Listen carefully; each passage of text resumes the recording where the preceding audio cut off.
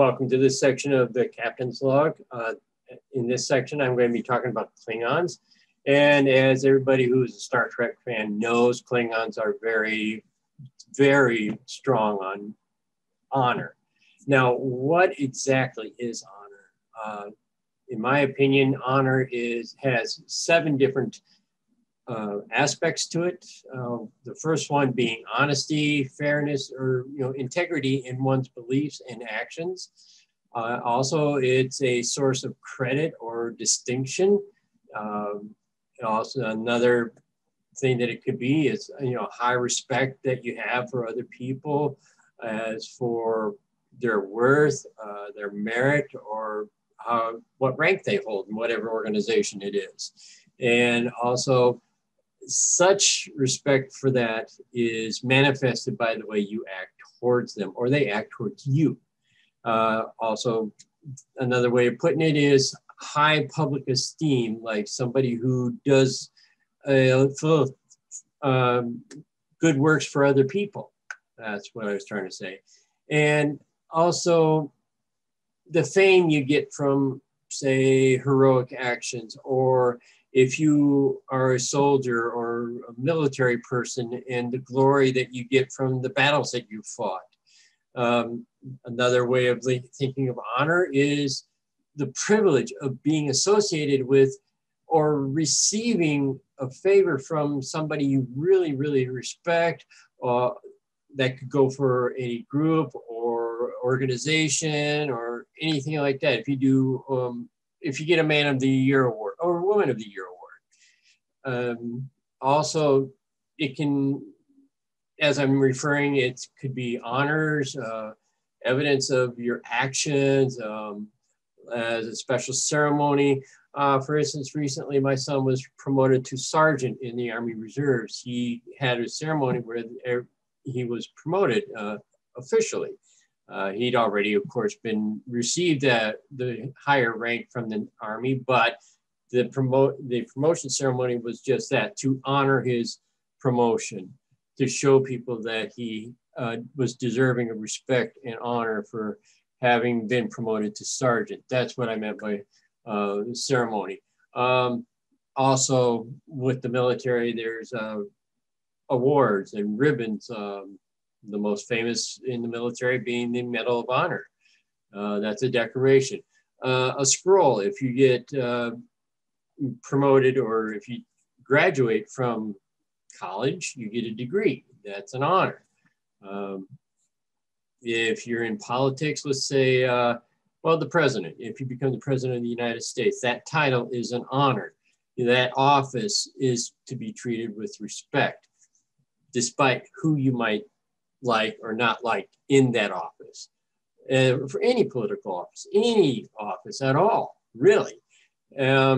In the dignity with how you act towards other people, even the ones you disagree with, that's an honor. You have a aura of honor about you because you act with respect towards whoever you might be dealing with in life.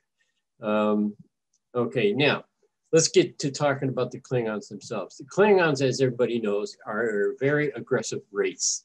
They will fight for almost any reason, especially their honor, if they feel their honor is at stake. As a race, they have a very predatory type nature, like hunters and stuff. And as a predator, they are very suspicious of certain behaviors, like whispering. You might say they might be a little bit paranoid because of, they don't like people whispering around them. They think they're trying to hide, or they're trying to be deceitful, things like that. And also, as a predator, they have a problem with people being weak. They will attack someone who's weak. You might think of it as survival of the fittest kind of deal. As hunters, they will separate the weak from the strong, and they will hunt the weak, and so that they can conquer them. Another way of Klingons don't like, or another thing that Klingons don't like, is if you're talking to them and you're standing at a distance from them, meaning, you know, you don't like them. They don't trust people who stand away, think they might have something to hide, think they might be afraid, which is another weakness. Now, since they are predators, a predatory type race, they are prone to fight, as I said before, for any reason. Conflicts that they have, if they have a disagreement with somebody, it's usually resolved through violence. Now, some of the things that they might think, you know, could lead to a conflict between Klingons or any other race is if they feel their honor has been insulted. Big no-no. If there's some injustice done to them, like, you know, insulting their honor, if maybe you killed one of their family members or one of their friends, they're going to try and come back at you and seek revenge. Even a difference of opinion. If you say one thing, you believe one thing, but the Klingon you're talking to believes something else, they may take it as an insult to their honor that you disagree with them. All right. Now, another thing that they feel is dishonorable is warriors. They're a very warrior-oriented race, and so if you shrink from combat, if it's time to go fight and you say no, I don't want to do that, they're going to take that as cowardice, and that's an insult to honor too. Now, we're talking a lot about honor and Klingons and stuff, and what is their concept of honor? Basically, it can deal with skill in battle, but it is also a whole philosophy of living, kind of like the Vikings. They had a very strict code of honor.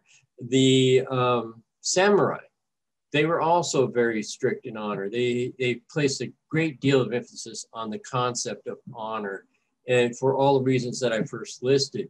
Now, it is also their honor, as I'm referring to, is very central to the concept of Klingon society. I can't say this enough. In my study of the Klingon society, they hold honor. They will defend their honor, yeah, at any cost. That is how important to it is. And in fact, since they are so combative and they have so much emphasis on honor, naturally, it leads to the idea that in their society, warriors are like one of the highest castes of people. And we'll get into that in a little bit, you know, the different castes. Now, being in the military, then, you know, they want to go to their concept of heaven. Stokovor, I believe is the way the word is pronounced in Klingon, or the Klingon idea of heaven. That is their path to glory, being in the military, being a warrior, especially as a warrior if you commit acts of bravery in battle even. Now, who started all this idea? Well, in the Klingon history, it was Kahless. I believe he was Kahless the Fearless or whatever, but he was considered a god and a revolutionary person. He was also the greatest warrior of all in Klingon history. He lived in their 9th century, and at that time, the Klingon race was divided up into little tribes, little nation states, things like that, and they were fighting each other all across their home planet of Kronos. Now, he managed to get everybody together, now without a lot of battle, I'm sure. He united the Klingon race under his honor code. And as a matter of fact, by combining all the Klingons, all the houses of Klingon into one form of government, he created the first Klingon Empire. And now, as one of his symbols that he had was the batleth, which is the Klingon sword. It's also called the Sword of Honor. So that's obviously very central to the warrior race, or the warrior caste, sorry. And it was used by Kahless to overpower the tyrant Molar. And by doing that, that's how he got to unite Kronos into the first Klingon Empire. Now, the society that happened after all this combined, the Klingon society, was a system of family, reputation, and again, there's this word, honor. All right. Tradition became a very integral part of their lives, a central portion of their lives. I remember from watching the movie The Fiddler on the Roof. There's this one song called Tradition, and basically it was said that tradition lets them know where they stand, what's expected of them. Same thing with the Klingons. And now, as a result of their strict code of honor, adherence to tradition, if anybody in their society decided to break from observing any of the traditions, that was a big insult to their society. And as a result, it would bring shame to the offender, the person who did the offense, to his name, and several generations of his family. That would would not help matters at all. Now, what goes on in the warrior mind? Well, the Klingon warrior tends to want things clear cut. They are very blunt. They, especially in their speech and their manners. Just watch any Star Trek episode and you'll see this. Their psyche, things to them in their mind, things are either black or they're white. They're this or they're that. All right, good or evil, one or the other. There is no middle ground at all. And just like Yoda would said in Star Wars, you either do or you don't. There is no middle ground. Miyagi in the Karate Kid movies, when he was teaching Daniel how to do karate, he said, you either do karate yes or you do karate no. Do karate so in the middle, get squished just like grape. I remember that scene very well. It was one of my favorites. Now, a Klingon warrior, back to the Klingons, will declare his intent and say what's on his mind, of course, in a very blunt manner, very short voice and stuff. If you notice that watching the Klingon in any of the Star Trek episodes or the movies, you'll notice that they don't say a whole lot, but everybody definitely gets their meaning, okay?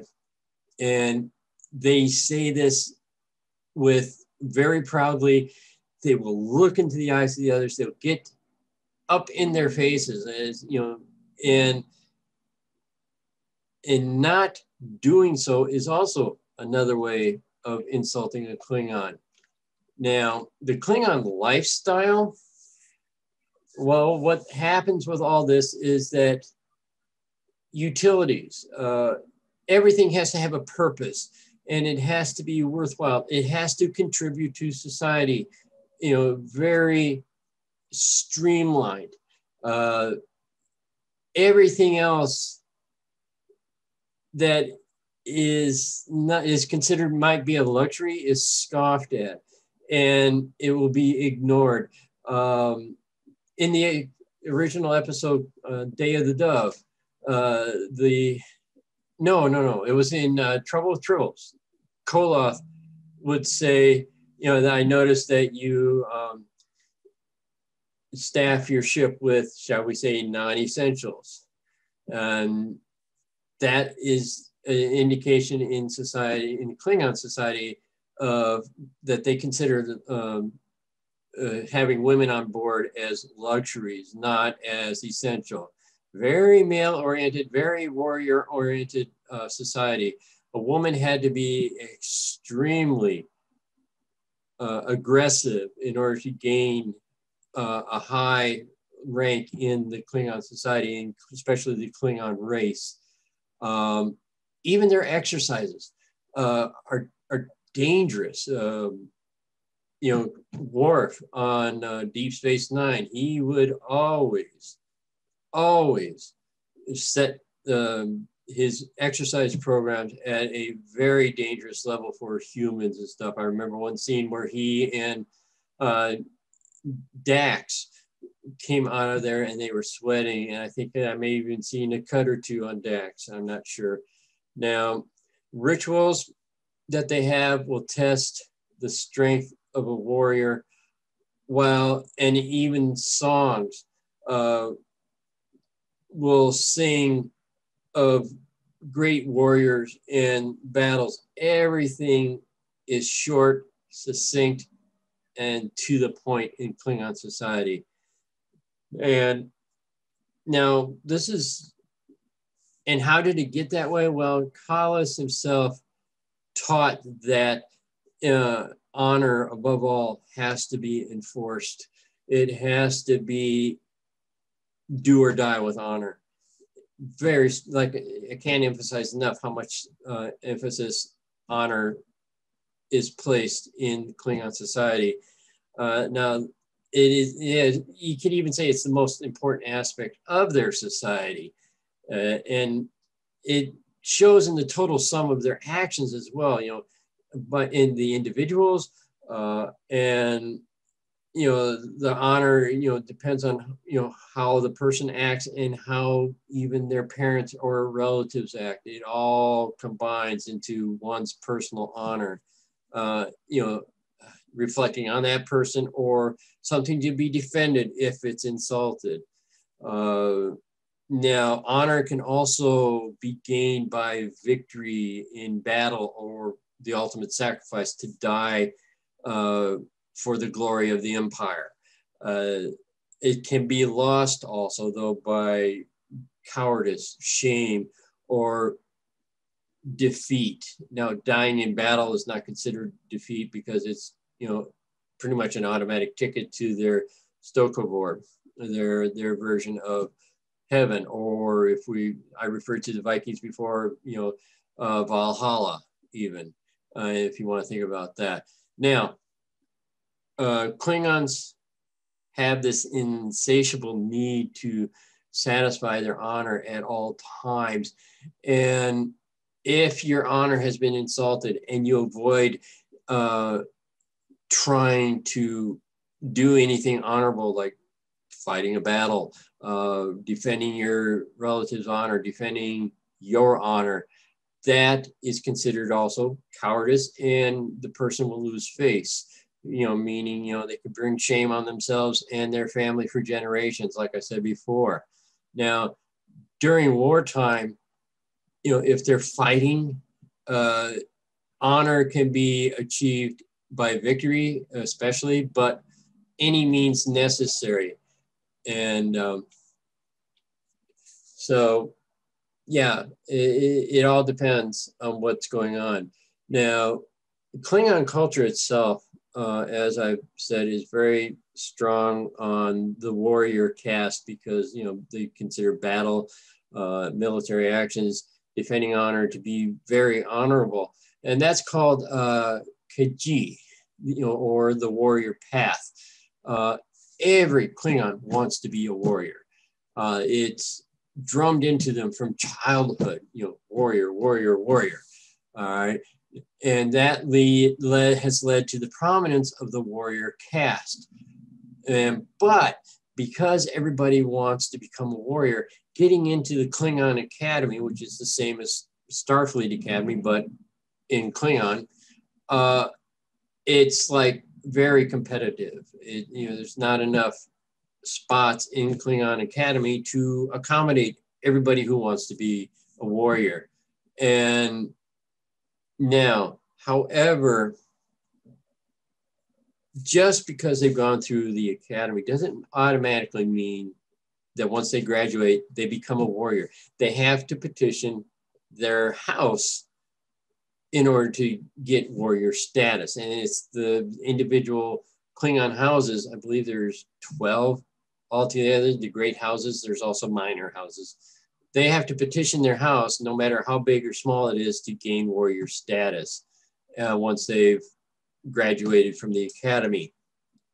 Now, anybody else who doesn't make it through the academy is relegated to one of the lower castes, and they have to find other means besides being a warrior to support themselves and their family, their houses. And now a lower profession then could be something like a factory worker, a farmer, a merchant, doctor, whatever else. Anything not being a warrior is a lower class. Now, the rest of society after the warrior, since it's the first tier of society, the nobility, actually the warrior caste is not the highest caste of Klingon society. Of course, there's the nobles, the rulers, the emperor. That is, of course, the highest caste in what everybody would like, but also very difficult. It's kind of, being in a caste is kind of like in a pyramid. The warrior, the nobles are at the highest and the smallest, and branching on down, the warriors would be the next. Now, the nobility, like I said, is the highest, and they are presumed by their position to be the most honorable of all kind of Klingons. And of course, rank has its privileges in Klingon society as well as in Earth society. And now the next after the nobility in prominence and importance is, of course, the warrior caste. And I've already said a lot about that. After that, under the warriors, additionally, is accountants, weaponsmiths, nursemaids, and any other second-rate professions which are required to support society, but not being a warrior or a noble. Also, after, the Klingons that were refused induction into the military after they went through the academy, they're into the third tier of Klingon society. The fourth tier under the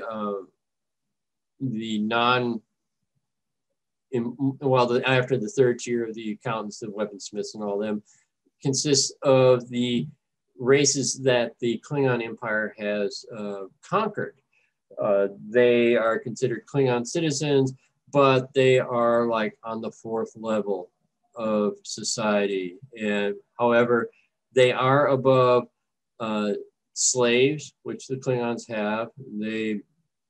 And at the very bottom of the rung are the Klingons who have so shamed themselves that they've been exiled. They have no rights. They have lost everything in Klingon society. They may as well just go off and be by themselves, which is, of course, why they're called exiles. Now, Klingon society is also, or the Klingon culture, rather, is also very brutal and extremely violent because of the nature of the Klingons. Now, because of that, duels to the death over really trivial insults are quite commonplace. Feuds between the Klingon houses, also quite common, and sometimes they result in civil war between the two different houses. Think in Earth terms as the Hatfields and the McCoys here in the United States. Which means, that those kind of conflicts can get very bloody. They're very brutal, very violent, as I said. And that's because the Klingons are unyielding. They refuse to withdraw or retreat no matter what, victory at all costs. So surrender isn't an option to them in battle. The only way they surrender basically is if they die in battle. This is for the honorable Klingons, of course. And as a result, Klingons enjoy life to the fullest. Each victory that they have in battle is, of course, celebrated with great feasts, great songs, and even defeats, honorable defeats are celebrated in songs and stories. They live life to the fullest. And now because defeats are celebrated with songs and stories, that means even the experience of battle is considered as much important as victory in battle. I mean, you wouldn't be able to have victory without, knowing how to fight. And so that's why even defeats are talked and sung about. Now, we talked a lot about wars and how they, easily are easily insulted with each other by whatever means. Okay, Klingon loyalty is very important also, and that's how if they are their family is insulted, their house is insulted, they will defend their family and house to the utmost. And it goes like this: their loyalty is first with their family above all, their house, which could be considered like a clan here on Earth, to the Empire. And as a result, family ties and their personal allies are more important to the individual Klingon than the High Council or the Empire. Of course, that it could be said that without that loyalty to their family and stuff, the Empire wouldn't exist. Now, because they, as a result of being warriors, their belief in combat shows all through their society in their behavior and how it influences the behavior of the Klingons is, okay, if I were to strike a Klingon with the back of my hand, that's considered a death challenge and stuff. Like in the movie Generations, when the Malcolm McDowell's character backhanded one of the Duras sisters, she mentioned, "I sure hope you're trying to start a mating ritual." And that's why, because he was insulting her. If he hadn't, if she thought he was trying to insult her, he probably wouldn't be alive anymore. Now, as honor is very valued, deceit, unless it's to deceive the enemy, is considered bad news in the Klingon society. And as I've said before, the belief in combat, the way there's some combative nature, is also evidenced by the fact that when they talk to each other in a proud manner, it's also very loud. It's a kind of like beating of the chest kind of thing, hey, puff up the chest, make themselves seem greater than the enemy believes they are, hopefully to scare the enemy. And, again, hushed whispers are insulting. They don't like that at all. Now, this is one of the reasons why the Klingons don't like the Romulans, because whereas the Klingons are loud and boisterous and very showy in their actions and stuff, Romulans, on the other hand, tend to deal in the shadows. And the Klingons find this very cowardly and very insulting, which is why they will probably never form an alliance with the Romulans, at least not by choice. Okay. Now, because they are so proud, the Klingons are also tend to be selfish.